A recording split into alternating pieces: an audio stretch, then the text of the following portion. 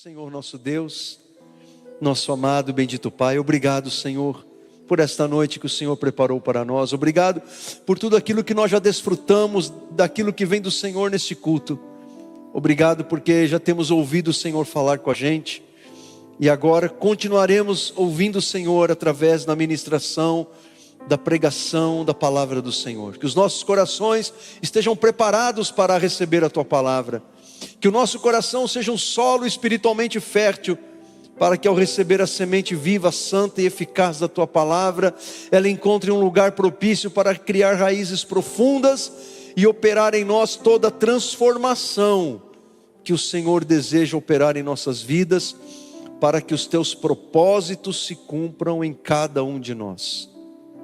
Que a Tua palavra seja para nós consolação, exortação e edificação, e salvação para aqueles que porventura entraram nesse lugar e ainda não conhecem o Senhor, para que venham conhecê-lo. Os que assim creem, digam amém e graças a Deus. Amém, meus amados irmãos. Esta mensagem é uma continuação da mensagem que eu iniciei nesta manhã, em que eu estou falando sobre a fé inabalável. E para iniciar esta mensagem eu quero me utilizar da mesma lembrança que eu me utilizei no início desta mensagem pela manhã. Quero trazer à sua memória o grande terremoto que atingiu o Japão no ano de 2011. Muitos de vocês, muitos de nós, certamente todos nós, se não éramos crianças, vamos nos lembrar daquele grande terremoto ocorrido no dia 11 de março de 2011, que foi um evento sísmico de magnitude de 9.0, 9.1 na escala Richter, que é uma escala devastadora para um local que recebe um abalo sísmico nessas proporções. E esse terremoto atingiu o nordeste do Japão, que gerou um tsunami devastador, resultando em mais de 15 mil mortes e desencadeando um acidente na usina nuclear de Fukushima. Apesar da magnitude daquele terremoto, daquele tsunami, alguns edifícios foram projetados para resistir a tais eventos e permaneceram em pé. Em meio àquele caos, algumas câmeras mostraram um determinado edifício que balançava violentamente no momento do terremoto, mas que não caiu. Um edifício que não desmoronou. Enquanto outras estruturas ruíam, aquele edifício permaneceu em pé. E aí depois se soube a razão pela qual aquele edifício, ele não ruiu diante daquele terremoto, daquela proporção. Descobriu-se que ele foi construído com fundamentos profundos e com tecnologia de absorção de impacto. Então veja, aquele edifício não ter caído, não ter desmoronado, não ter ruído, não foi sorte, foi preparo. Aquele edifício foi construído, preparado para enfrentar os mais terríveis abalos sísmicos. Agora veja, assim também é a nossa fé em Deus. Quando a nossa fé em Deus está firmada sobre fundamentos sólidos, como a palavra de Deus, como Jesus, como as Escrituras, como as promessas do Senhor, a nossa fé, ela pode até, entre aspas, balançar diante das tempestades, dos terremotos da vida, mas ela não vai desmoronar, porque ela está firmada em fundamentos espirituais sólidos. Então é sobre esta fé que eu estou falando desde de manhã, sobre esta fé inabalável. Fé inabalável não é aquela que nunca é provada, mas é aquela que, quando provada, ela permanece firme, mesmo sob pressão. Então a palavra de Deus, ela nos convida a gente fazer um autoexame, a olhar para dentro de nós, a olhar para a nossa vida, pensar sobre as nossas atitudes, pensamentos, escolhas que fazemos, para a gente avaliar se a nossa fé tem sido esta fé inabalável. Veja o que diz o apóstolo Paulo em 2 Coríntios capítulo 13. Examinem-se para descobrir se vocês estão firmes na fé. É um convite a todos nós a fazer um autoexame, para descobrirmos se nós estamos de fato firmes na fé. Paulo continua nesse texto: com certeza vocês sabem que Jesus está unido com vocês, porque o Espírito Santo habita em nós. Então o Espírito Santo em nós é nós unidos com Jesus. Vou falar mais sobre isso durante a mensagem. E aí ele diz: a não ser que vocês tenham falhado completamente. Os que permitem que a sua fé seja abalada e destruída são aqueles que estão falhando completamente. Então precisamos examinar para descobrir se nós estamos firmes na fé. Obviamente, meus irmãos, que quando eu falo da fé aqui, eu estou falando de algo que tem, de uma virtude espiritual que tem um fundamento. Quando eu falo da fé aqui, eu não estou falando de um sentimento humano, como por exemplo o otimismo. Porque até uma pessoa incrédula, até uma pessoa idólatra, que não conhece a Deus, que dá as costas para Jesus, até alguém que é blasfemo, pode ser uma pessoa com uma tendência mais otimista do que pessimista. E tudo bem, mas isso não tem nada a ver com salvação e vida com Deus. Aliás, é melhor que você seja uma pessoa, do ponto de vista psicológico, humano, é melhor que você seja uma pessoa otimista do que uma pessoa pessimista. Embora o excesso de otimismo pode levar você a lugares perigosos. E aí o pessimismo ele vai te proteger. Mas não é sobre isso que eu quero falar. Porque eu não estou falando de otimismo, e nem de pessimismo, e nem de sorte, nem de azar. Porque essas coisas são coisas pagãs e mundanas. O que eu estou falando é sobre a fé em Jesus. A fé que tem um fundamento. A fé que tem um autor e tem um consumador. Como diz Hebreus, Jesus é o autor e o consumador da nossa fé. Estou falando de algo que tem um fundamento, que é a palavra de Deus. Eu estou falando da nossa fé em Jesus. Por isso nós precisamos compreender, a fé é tão importante, a fé em Deus, a fé em Jesus, ela é tão importante para a nossa vida de relacionamento com Deus, que nós precisamos compreender, identificar o que destrói a nossa fé. E eu falei sobre isso nesta manhã. O que destrói a nossa fé? Eu falei sobre os falsos ensinos, falei sobre a consciência manchada pelo pecado, e eu falei sobre o amor ao dinheiro. Essas três coisas destroem a nossa fé. Por quê, pastor? Eu não vou dizer porque eu já preguei. Você vai no nosso canal lá do YouTube, você acessa o culto da manhã, certo? E aí você vai ouvir, você vai saber o porquê que os falsos ensinos, o amor pelo dinheiro e uma consciência manchada pelo pecado não confessado vai destruir a tua fé em Jesus. Certo? Hoje eu quero falar o oposto. Eu quero falar o que fortalece a sua fé, o que alimenta a sua fé. Então vamos lá? Então, em primeiro lugar, o que fortalece a nossa fé é a palavra de Deus. Eu queria que você prestasse bem atenção, porque é necessário que você use agora o teu raciocínio, a tua inteligência, a tua capacidade de pensar e raciocinar. Obviamente pela iluminação que recebemos do Espírito Santo. Porque a palavra de Deus, ela somente pode ser compreendida, discernida pelo Espírito, que nos dá essa capacidade. Há uma importância vital da palavra de Deus para a nossa fé, relacionada à nossa salvação.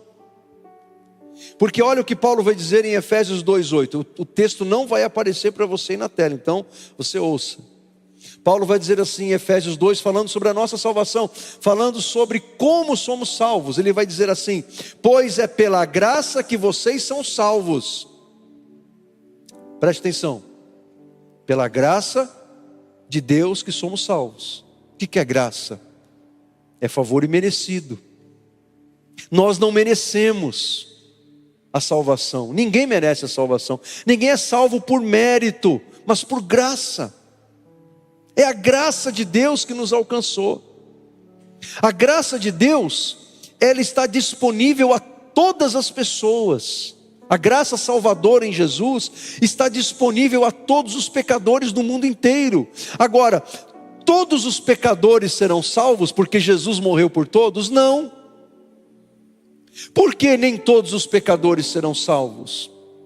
Porque Deus não quer salvá-los? Não, a Bíblia diz que é o desejo de Deus que todos sejam salvos, mas nem todos o serão. Por quê? Porque para que o pecador se aproprie dessa graça que está disponível para ele, ele precisa crer em Jesus. Ele precisa crer em Jesus. Imagine um mendigo que está na rua, ali deitado numa calçada, e aí passa alguém, ou passa você, e você oferece algo àquele mendigo. Você oferece uma comida, um lanche, um dinheiro, alguma coisa que seja. Então veja, aquilo está disponível a ele, gratuitamente. Você está dando para ele gratuitamente aquela esmola, alguma coisa assim. O que ele precisa fazer? Ele precisa estender a mão e pegar aquilo. Então essa é uma analogia perfeita que explica isso. Éramos como mendigos espirituais, e aí Deus tomou a iniciativa, Ele providenciou a salvação, enviou o seu Filho Jesus para morrer no nosso lugar, e essa é a mensagem da ceia do Senhor que ceamos agora há pouco. E aí Deus estendeu a mão nos oferecendo a salvação. O que nós temos que fazer? Ir em direção a esta mão divina que oferece para nós a salvação e nos apropriar dela. E como que nos apropriamos da salvação? Pela fé.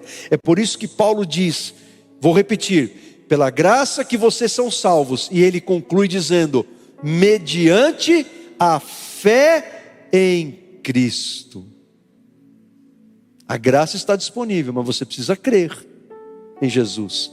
Crer na sua obra, crer que Ele morreu por você na cruz, crer que Ele ressuscitou ao terceiro dia, crer que Ele foi elevado aos céus e recebido na glória, e está assentado à direita de Deus Pai o Todo-Poderoso, e vive para sempre para interceder por nós, e que em breve voltará para nos buscar, para que aconteça o que diz Paulo em Efésios, em 1 Tessalonicenses 4, e então estaremos para sempre com o Senhor. Fé em tudo isto a respeito do Senhor.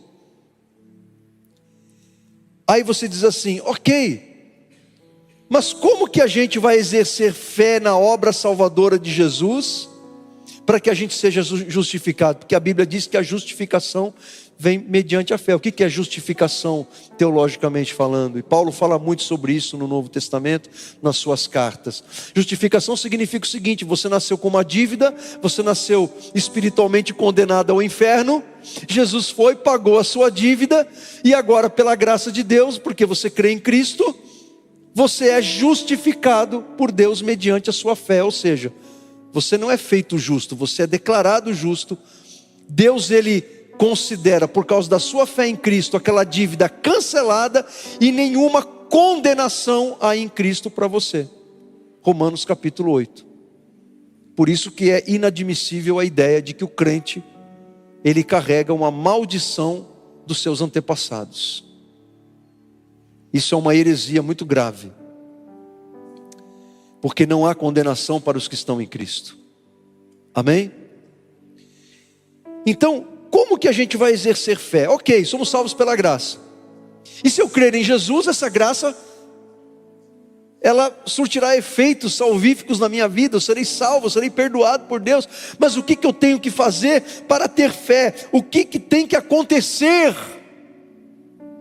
Paulo vai responder em Romanos 10. A fé, ela vem pelo ouvir, e o ouvir a palavra de Cristo. Só isso. Por que nós cremos em Jesus? Porque nós ouvimos falar de Jesus. Alguém comunicou o Evangelho para nós. Alguém deu testemunho de vida a respeito de Jesus. E aí Paulo vai dizer, né? Mas como ouvirão que não há quem pregue? E como pregarão se não foram enviados? Paulo está falando da obra do testemunho, da qual todos nós somos responsáveis. Todos nós fomos chamados a sermos testemunhas de Jesus. Se você hoje é uma pessoa salva por Cristo, é porque alguém falou de Jesus para você. E aí, quando você ouviu a mensagem do Evangelho, quando você ouviu as boas novas, o Espírito Santo tocou o teu coração, te convenceu do pecado, da justiça e do juízo, como disse Jesus. Então você creu, e você se arrependeu dos seus pecados, você entregou a sua vida a Cristo, e Ele te perdoou, Ele te salvou. Então veja, gente, esta fé, ela vem pelo ouvir a palavra de Cristo. A fé em Jesus, pela qual fomos salvos e justificados pela graça de Deus, ela foi gerada nos nossos corações e no nosso entendimento, quando nós ouvimos o Evangelho. Como que nós mantemos a nossa fé viva? A palavra de Deus, que teve início lá na nossa salvação, porque foi ouvindo esta palavra e crendo nela, que fomos salvos. A palavra de Deus, ela continua operando no nosso coração e na nossa vida cristã, na nossa vida com Deus, para que a nossa fé não esmoreça. Nós precisamos da palavra de Deus. A palavra de Deus, gente, ela não é letras impressas num papel ou digitadas num arquivo que você tem aí na sua Bíblia online. A palavra de Deus, ela é poderosa, ela é viva, ela é eficaz, como diz Hebreus capítulo 4, versículo 12. A palavra de Deus, ela é viva e eficaz, e ela é poderosa para discernir os pensamentos e propósitos do coração. Há poder na palavra de Deus. Há poder na palavra de Deus.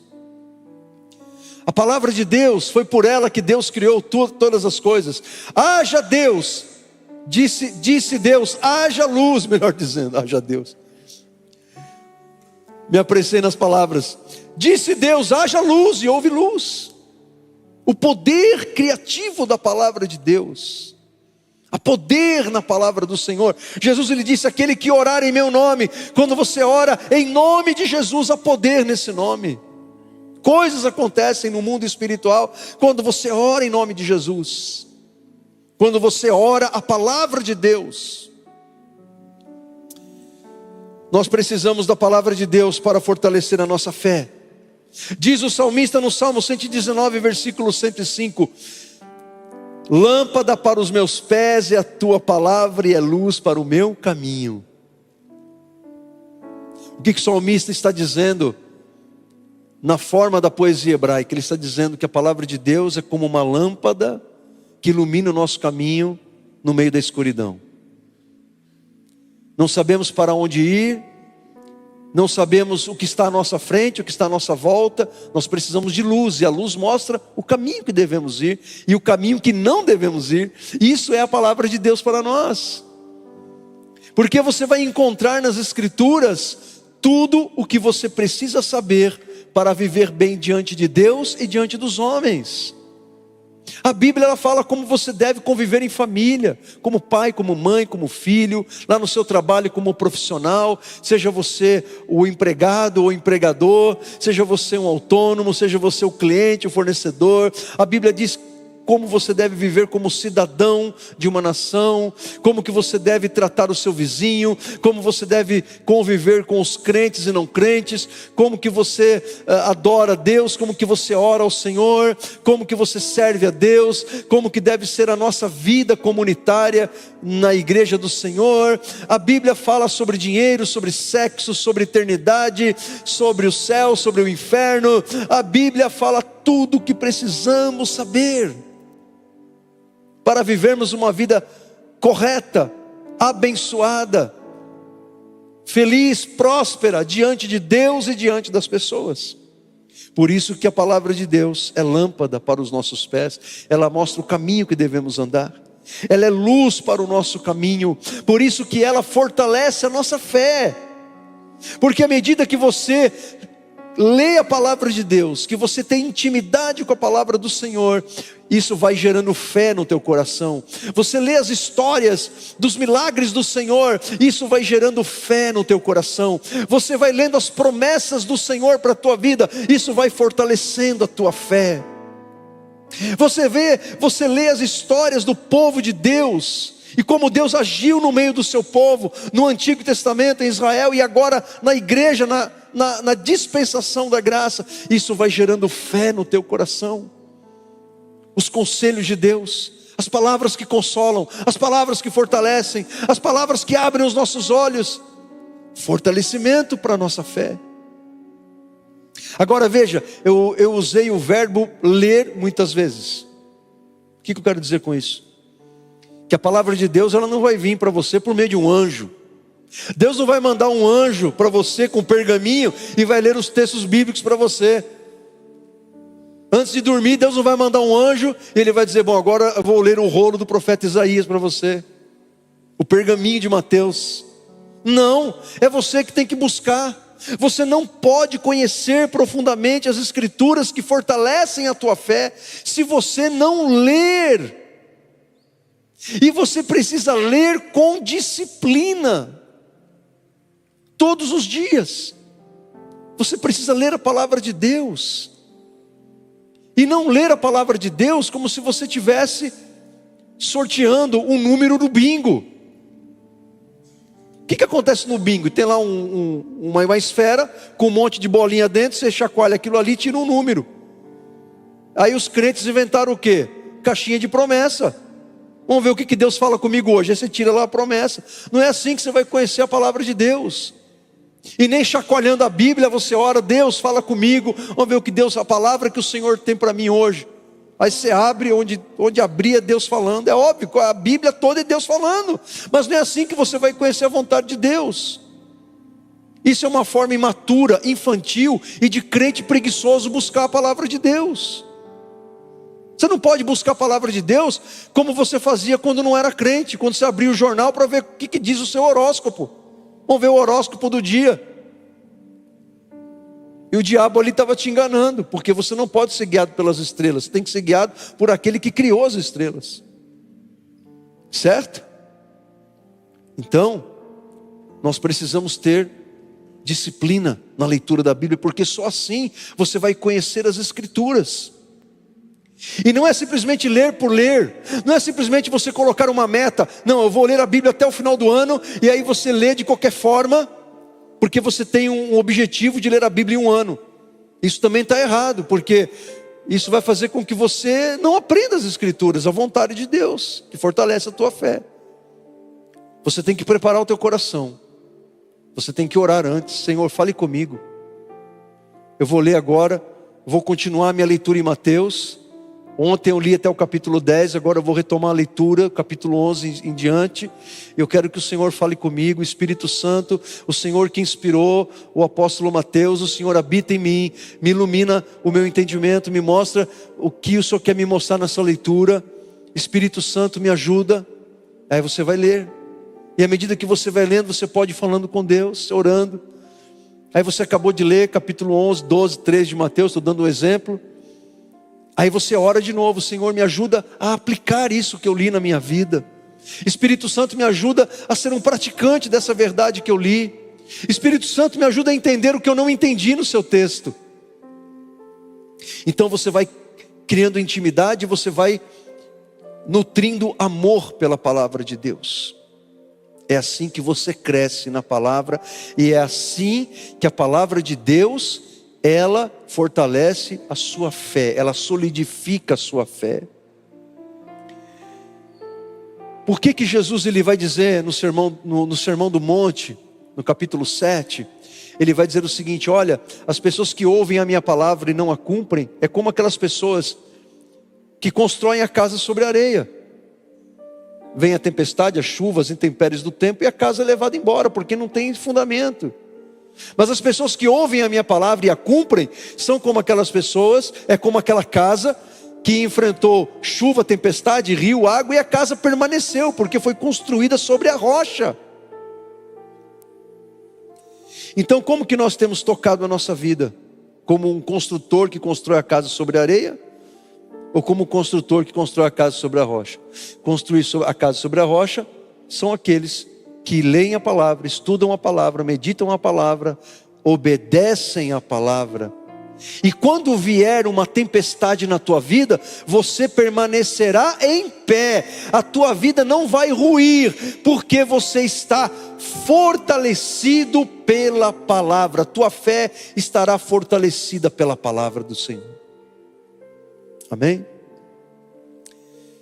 O salmista, ainda no Salmo 119, ele diz: guardei no coração a tua palavra, para não pecar contra ti.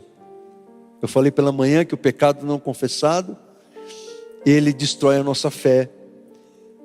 Mas se guardarmos a palavra no coração, e quanto mais palavra de Deus houver no nosso coração, mais distantes estaremos do pecado. Quanto mais perto do pecado você estiver, mais longe você estará da palavra de Deus. Quanto mais perto você estiver da palavra de Deus, mais longe você estará do pecado. Isso é um fato, é uma realidade. Isso não é um mote, não é um chavão cristão. Isso é uma realidade espiritual. Quanto mais perto da palavra, mais perto de Deus, mais perto do Senhor, mais perto da vontade de Deus, mais longe do pecado, daquilo que vai destruir a tua fé. Deus disse para Josué no capítulo 1, Moisés havia morrido. Agora Josué assume a liderança de Israel na tomada da terra prometida. A primeira coisa que Deus fala para Josué é: Josué, meu servo Moisés morreu. O negócio agora é com você, Josué. E a orientação de Deus para Josué era: seja forte e corajoso para obedecer tudo o que está escrito na minha lei. Josué, se você obedecer o que está escrito na minha lei, você será bem sucedido em tudo que você fizer. Quer ser bem sucedido na tua vida? Obedeça a palavra de Deus. Ah, não vou ter luta, não vou ter desafio. Quem disse que você não vai ter luta? Josué teve que ir para a batalha. Josué teve que lutar contra inimigos. Mas por que ele foi vitorioso? Porque ele obedeceu a palavra.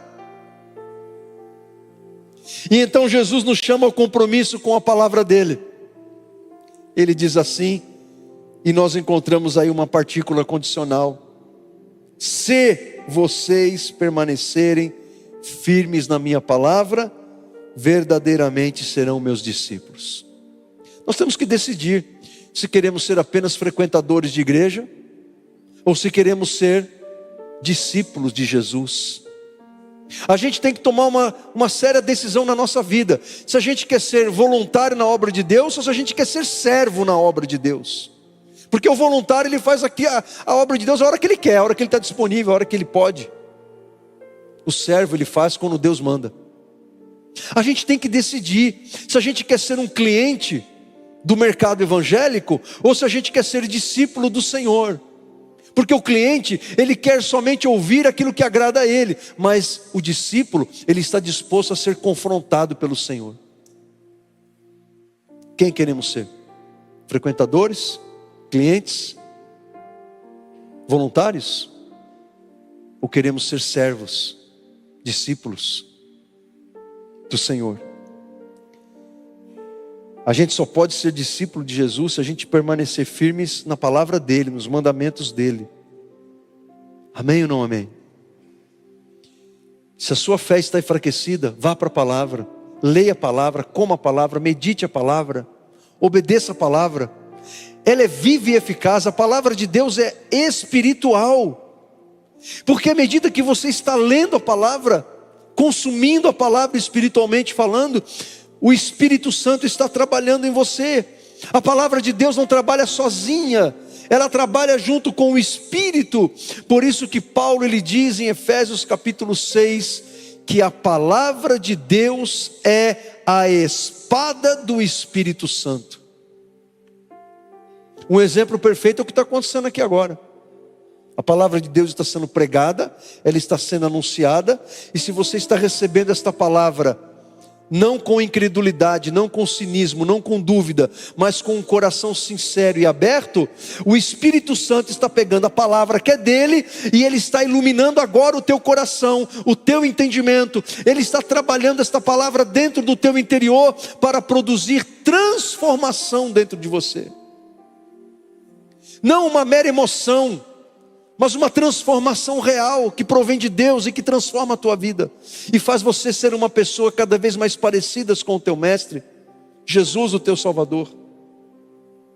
É por isso que o segundo elemento agora é fundamental para o fortalecimento da sua fé: o Espírito Santo. O Espírito Santo, ele fortalece a nossa fé, porque é Ele que nos confere iluminação, discernimento espiritual, para compreender a palavra de Deus, que, como já disse, também fortalece a nossa fé. Você se lembra quando você não era uma pessoa convertida? Quem aqui, na época que você ainda não tinha entregue a tua vida para Jesus, e você foi tentar ler a Bíblia, e você não entendeu nada? Quem aqui teve essa experiência? Muitos de nós aqui, eu também. Alguns de vocês aí, imagino que já foi logo para o Apocalipse, né? Aí ficou morrendo de medo, porque não entendeu nada. É óbvio que você não entendeu nada, você não tinha o Espírito Santo habitando em você. O que Paulo vai dizer aos Coríntios?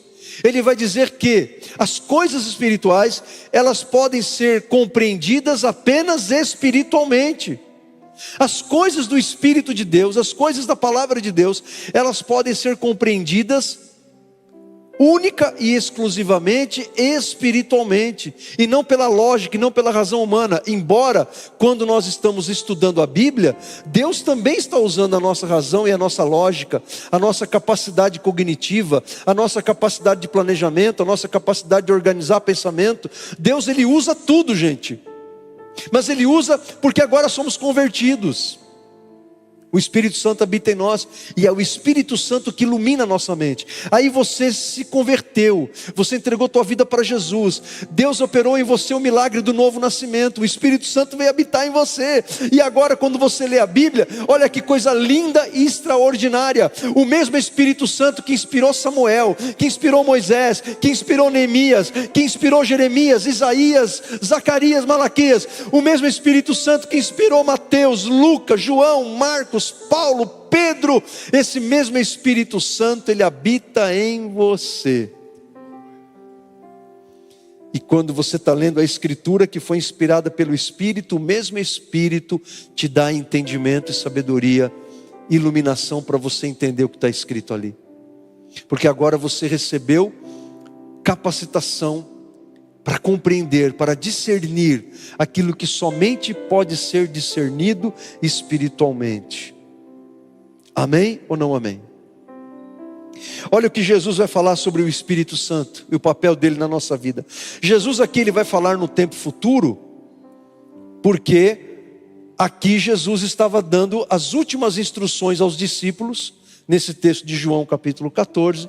Jesus, em poucos momentos, em alguns instantes, algumas horas, ele iria deixar os discípulos para ser entregue, para ser crucificado. E Jesus estava dando eram palavras de despedida e palavras de orientação aos discípulos. Então Jesus começou a dizer para eles: quando o Pai enviar o Consolador, o Espírito Santo, e é óbvio que o Espírito Santo, o Consolador, já veio, desde Atos capítulo 2, ele virá em meu nome, ele ensinará todas as coisas a vocês, e fará lembrar todas as coisas que eu mesmo tenho dito a vocês. Quando vier o Espírito da verdade, ele guiará vocês em toda a verdade. Então veja, o que o Espírito Santo faz com a gente? Ele nos ensina, o Espírito Santo nos faz lembrar aquilo que nós recebemos da palavra de Deus. Agora, como que o Espírito Santo vai fazer você lembrar aquilo que não está na tua memória? Como que o Espírito Santo vai fazer você lembrar uma coisa que você não leu, que você não ouviu, que você não estudou, que você não buscou, que você não aprendeu? O Espírito Santo só pode nos fazer lembrar aquilo que está em nós, que está em algum lugar lá da nossa memória, do nosso aprendizado, certo? Muitos de vocês já tiveram essa experiência. Vocês estão ali conversando com alguém sobre alguma coisa relacionada a Deus, ao plano de Deus, e aí você se lembra de uma passagem da palavra de Deus, você se lembra de uma verdade de Deus, você se lembra de uma experiência que Deus te deu, ou você que prega, você que ensina. Isso acontece muitas vezes com a gente. eu preparo um esboço e falo para o Espírito Santo: Senhor, me faça ir além do que está escrito no esboço. Porque o Espírito Santo nos faz lembrar daquilo que Ele nos ensinou, para que a gente ensine outras pessoas, ou para que a gente viva aquilo que nós precisamos viver. E Jesus disse mais, que o Espírito Santo, Ele nos vai guiar em toda a verdade. Que verdade é essa? É a palavra de Deus. Jesus, Ele orou por nós lá em João 17, na oração que Jesus faz ao Pai, Ele diz: Pai, santifica-os na verdade, a Tua palavra é a verdade. Então veja, o que eu estou falando aqui não é uma ideia minha, nem uma interpretação, é o que Jesus nos ensina. Ele diz: o Espírito Santo vai nos guiar em toda a verdade. Então, quando você está lendo a Bíblia, quando você está estudando as Escrituras, você está se alimentando da palavra de Deus, o Espírito Santo está te guiando e falando com você, iluminando a sua mente, o seu coração, te dando entendimento, confrontando você, dizendo: está vendo, meu filho, você não está vivendo isso aqui, ó. Bora viver? Ou ele diz: está vendo, meu filho, você está vivendo isso aqui, ó, e está acontecendo essa bênção na tua vida porque você está me obedecendo nisso. Mas ó, humildade, hein? É isso aí. Porque o Espírito Santo, Ele fortalece a nossa fé, porque Ele é o poder de Deus, que fornece todos os recursos espirituais que nós precisamos para vencer os inimigos da nossa fé. Nós temos inimigos internos dentro de nós, às vezes crenças que nós desenvolvemos, que são as nossas verdades individuais, que são mentiras na verdade, que nós temos como verdade, são inimigos espirituais dentro da gente, que nós temos que se desvencilhar dessas crenças.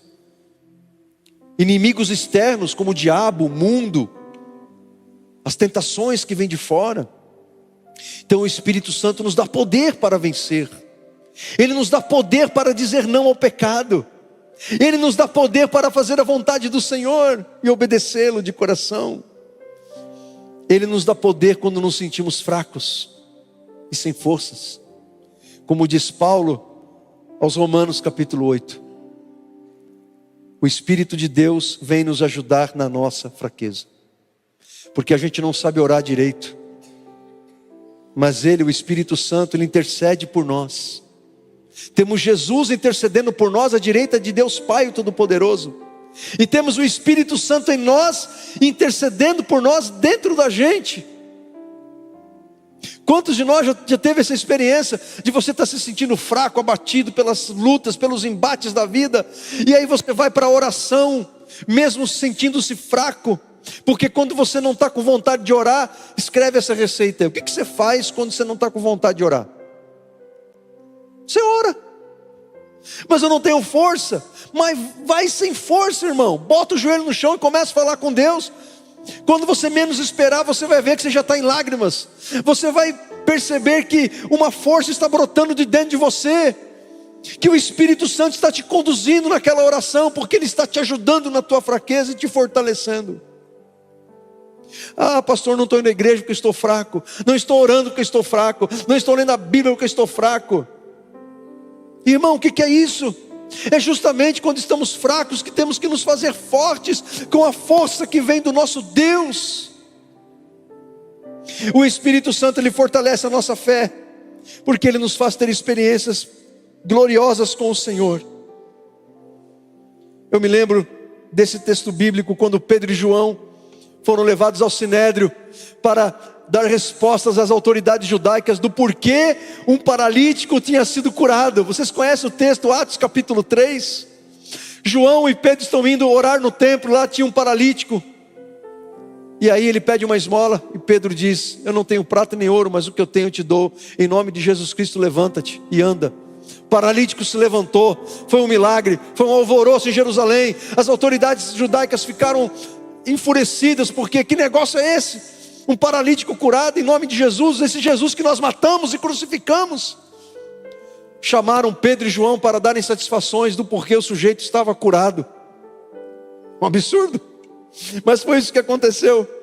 Então diz Atos capítulo 4, versículos 7 e 8 o seguinte: As autoridades puseram os apóstolos, Pedro e João, em frente deles e perguntaram: com que poder ou em nome de quem vocês fizeram isso? Então Pedro ele vai explicar. Mas o que nos chama atenção e o que nos interessa aqui não é nem tanto a explicação, mas como a explicação foi dada. Então Pedro, cheio do Espírito Santo, respondeu.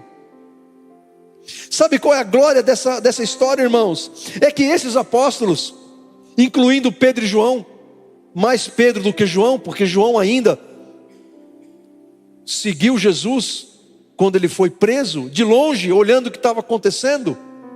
Pedro e os outros se acovardaram.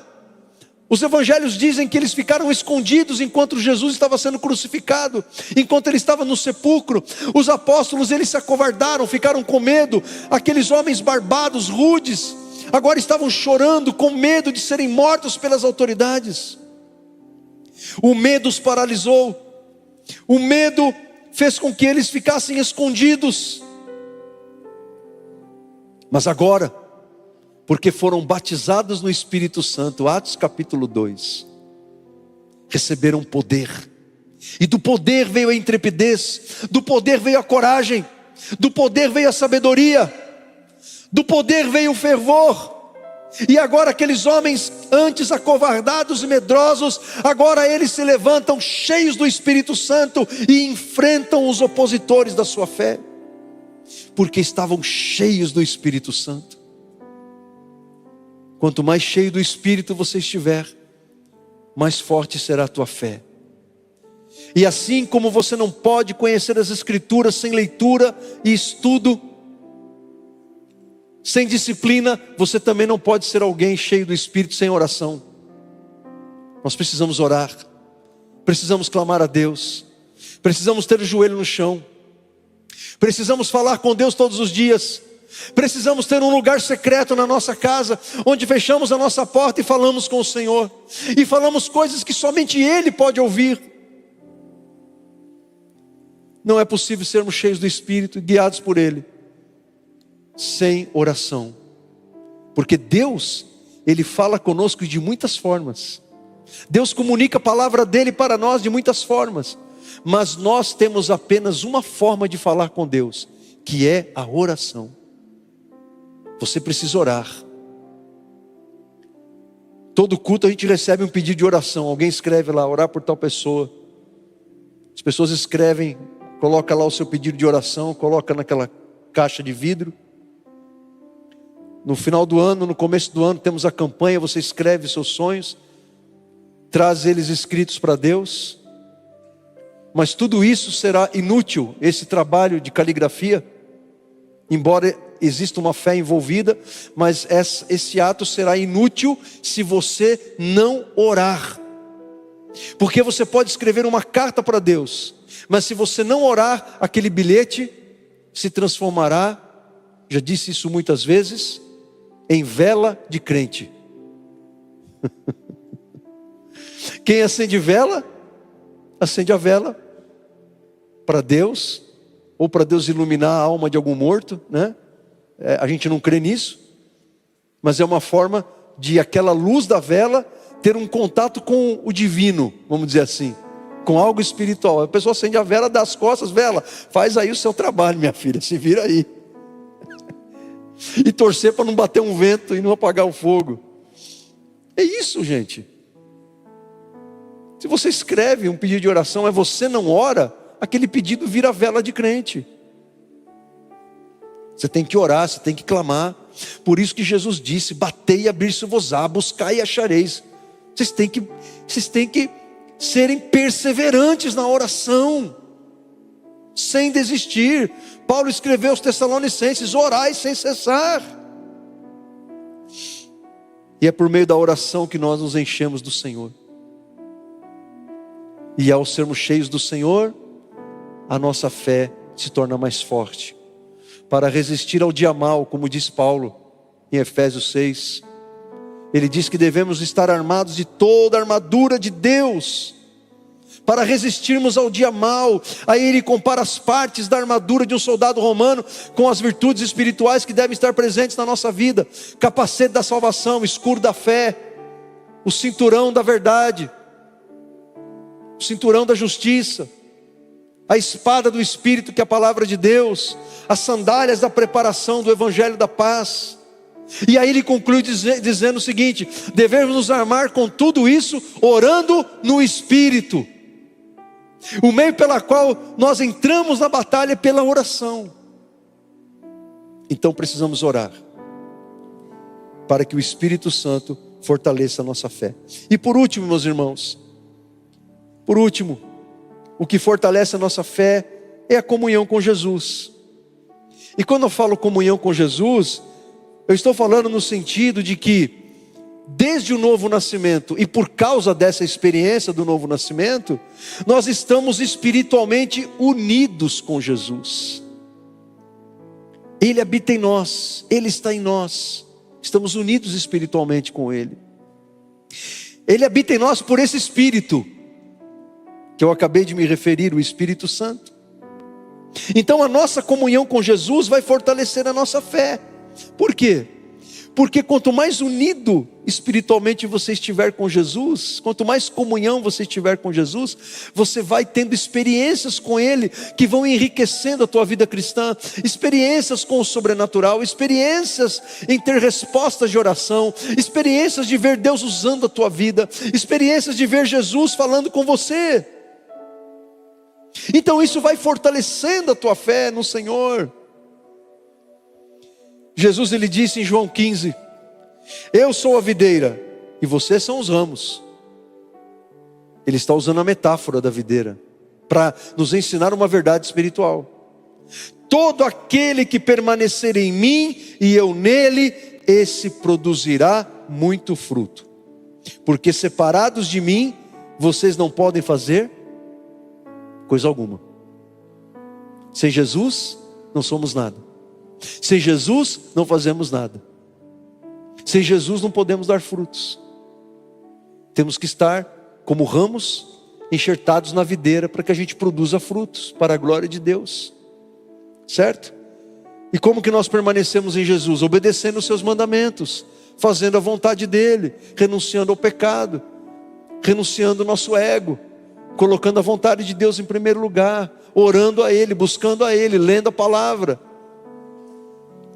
Então assim nós vamos permanecendo nele. A nossa comunhão com Jesus fortalece a nossa fé. Por quê? Porque Ele nos ajuda a vencer as nossas lutas.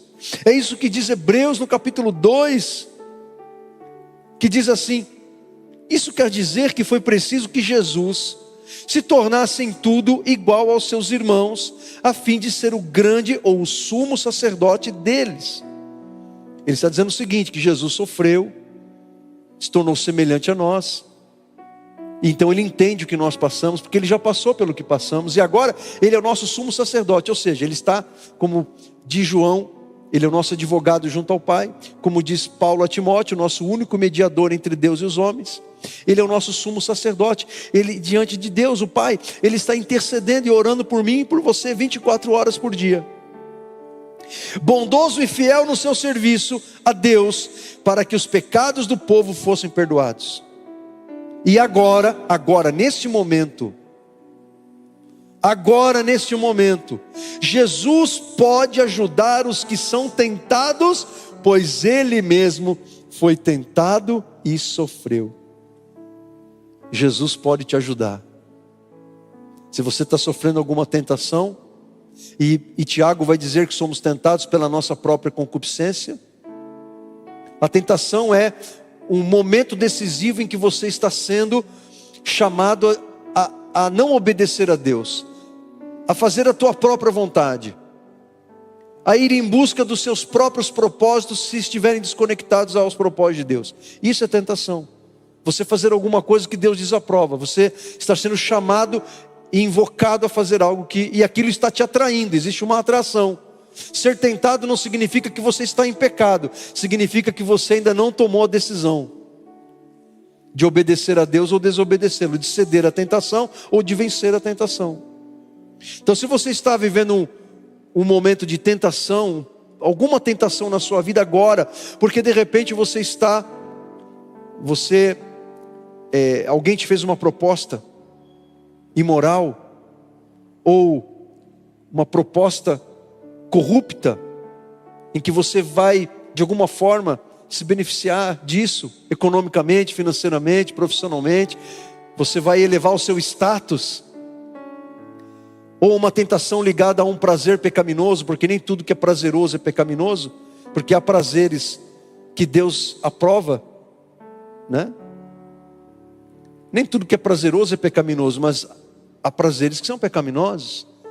E de repente você está sendo tentado a trair teu esposo, teu marido, algo que você está vendo, um relacionamento que está te puxando para fora do centro da vontade de Deus, algumas amizades das quais você precisa renunciar. Quem sabe uma prática, um peso, que não é pecado, mas torna um problema para você, certo? De repente você entrou em alguma coisa aí, em algum entretenimento que está tomando conta da tua vida, você não está tendo equilíbrio, certo?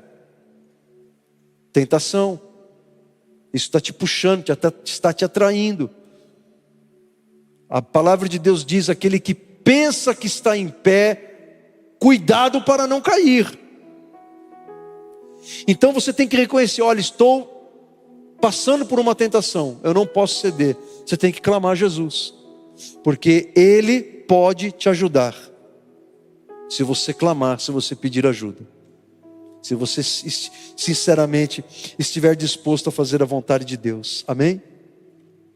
Há uma passagem na Bíblia que diz: quando Paulo estava aprisionado em Jerusalém, ele foi preso por causa do Evangelho, as autoridades judaicas o prenderam, e ele foi colocado aos cuidados das autoridades romanas, porque os romanos dominavam aquela região da Palestina, eram os dominadores, eram as maiores autoridades.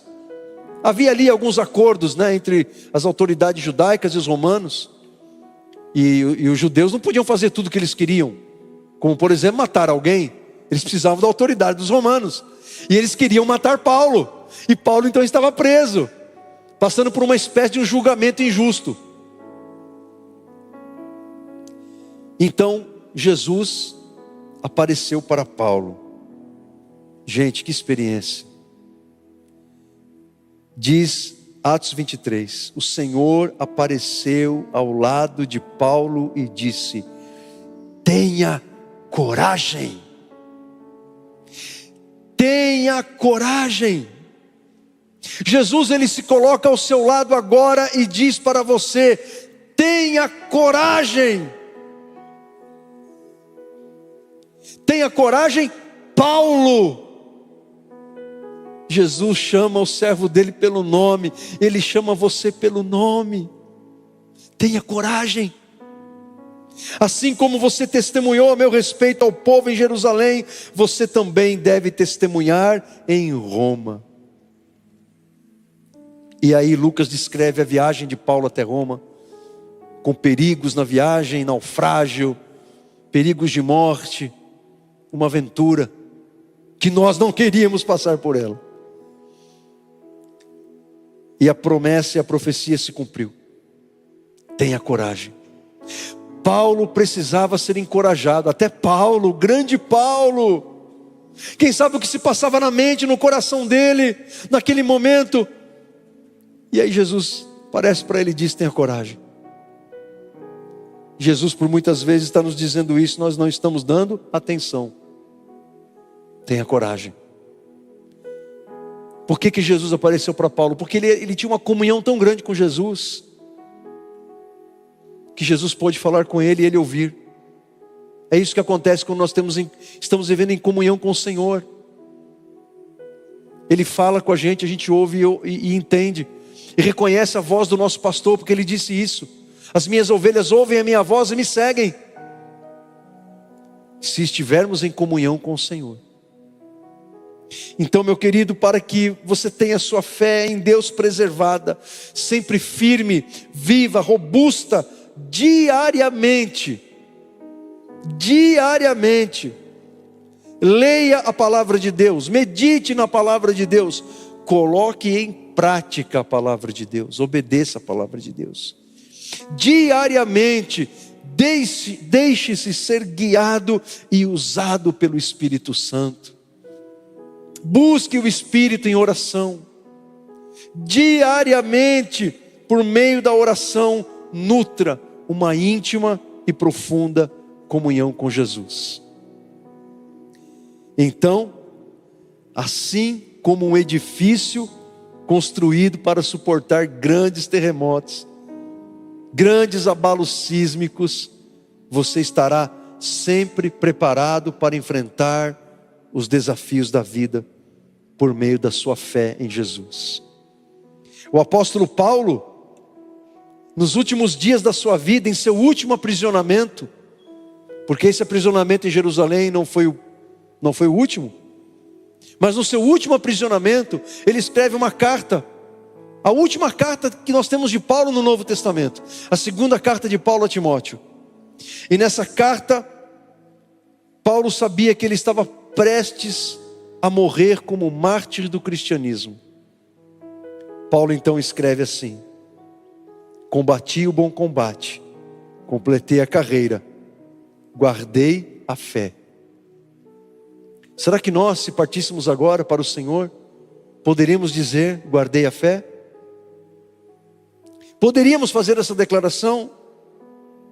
Então a verdadeira vida com Jesus é pintada pelo apóstolo Paulo como uma competição atlética, como uma competição esportiva. Quando ele diz, olha, combati o bom combate, completei a carreira. Ele se vê como um corredor numa maratona, ele chegou até o fim. Ele cruzou a linha de chegada. Ele guardou a fé. E então ele conclui dizendo, desde agora a coroa da justiça me está guardada. Mas essa coroa só pode ser conquistada por aqueles que lutarem em conformidade com as regras, ou seja, em conformidade com os mandamentos do Senhor, com a palavra de Deus. Amém, meus queridos? Você tem guardado a tua fé? O que você tem feito para alimentar e fortalecer a sua fé? O que você tem feito?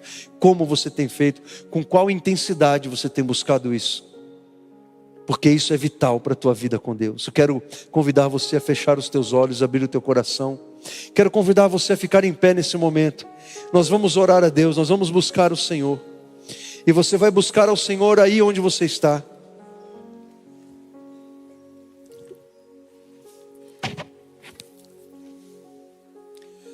Senhor nosso Deus, nosso amado e bendito Pai,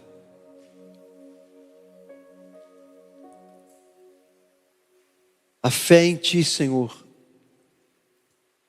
é algo tão precioso que nós não podemos perdê-la. Se perdemos a nossa fé em Ti, perderemos tudo. Não sobrará nada, Senhor.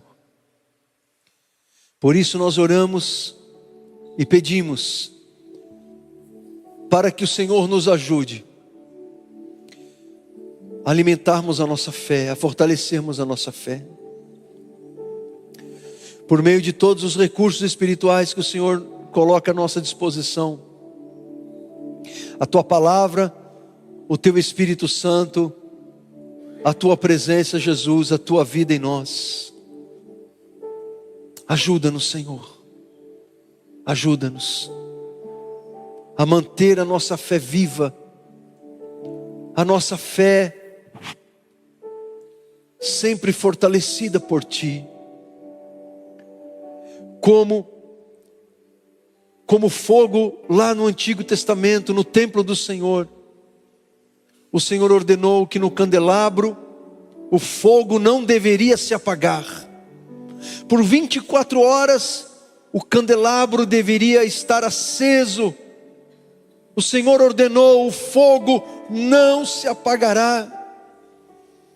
Que a nossa fé, assim como aquela chama, como aquela brasa, como aquele fogo, assim também seja seja a nossa fé, que ela não se apague, que ela não se esmoreça, que ela não se enfraqueça, que ela não ceda, que ela não seja contaminada pelas coisas do mundo que não te agradam, Senhor. Ah, meu Deus, que o Senhor nos ajude a fortalecer a nossa fé em Ti, que o Teu Espírito Santo, Senhor, fortaleça a nossa fé, nos enchendo com a Tua presença, nos ajudando em nossas fraquezas, usando as nossas vidas, fazendo com que nós tenhamos experiências tremendas que glorificam o Teu nome em nossas vidas, Senhor. Que a Tua palavra, Senhor, esteja sempre viva no nosso coração, que a Tua palavra esteja sempre viva em nosso entendimento, que a Tua palavra diariamente fortaleça, Senhor, a nossa fé, que todas as vezes que lermos a palavra do Senhor, que o Teu Espírito Santo esteja trabalhando no nosso coração, no nosso entendimento, e tornando a nossa fé cada vez mais forte, e que a nossa fé, como escreveu Paulo em Efésios 6, seja como um escudo que nos protege dos dardos inflamados do inimigo das nossas almas. Que a nossa fé seja como um escudo em que as setas do inimigo não transponham a nossa vida, o nosso coração. Que esta fé seja como um escudo que protege toda a nossa vida, todo o nosso ser. A fé em Ti, a fé em Jesus, a fé nas promessas, a fé nas Escrituras. Senhor, que a Tua vida esteja em nossa vida, que venhamos nutrir, Senhor, uma intimidade com o Senhor como nunca antes, que venhamos aprofundar-nos no nosso relacionamento contigo, que venhamos amar estar na Tua presença, que estar na Tua presença nunca seja um peso, um enfado para a nossa alma, mas que seja um motivo de alegria. Senhor, assim como alguém sedento por água, que assim a nossa alma Te busque a Tua presença. Senhor querido, perdoa os nossos pecados, se temos permitido que a nossa fé se enfraqueça, se não temos vivido uma vida disciplinada, Senhor, se temos permitido que o inimigo, Senhor, de alguma forma fragilize a nossa fé, nos perdoe, que o Senhor nos torne vigilantes na nossa vida espiritual, que agrademos o Teu coração, que sejamos usados por Ti, e não somente usados, mas que nos encontremos aprovados na Tua presença. Eu quero convidar você nesse momento, a você que está enfrentando alguma tentação, que você fale isso para Jesus agora. Eu não vou chamar você aqui à frente, Ele vai te ouvir da mesma forma daí onde você está. Diga para Jesus: Senhor, me ajuda a renunciar a essa tentação, me ajuda a vencer essa tentação, me ajuda, Senhor, a não ceder, me ajuda a ser fiel, me ajuda, Senhor, a sair correndo, assim como José saiu correndo daquela tentação, daquele assédio que ele sofreu da mulher de Potifar. José saiu correndo porque ele era homem.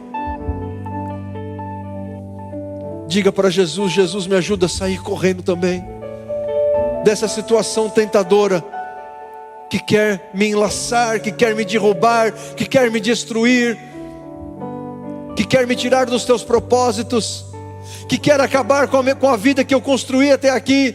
Diga isso para Deus, fale sinceramente com o Senhor. Ele te ajudará, Ele enviará o escape, Ele enviará a força, Ele enviará o poder, Ele abrirá caminhos, Ele fechará portas, Ele afastará a tentação do seu caminho. Clame por ajuda, Ele está aqui nesse lugar, Ele está ao seu lado para te dizer: tenha coragem, eu estou com você para guiar os teus caminhos.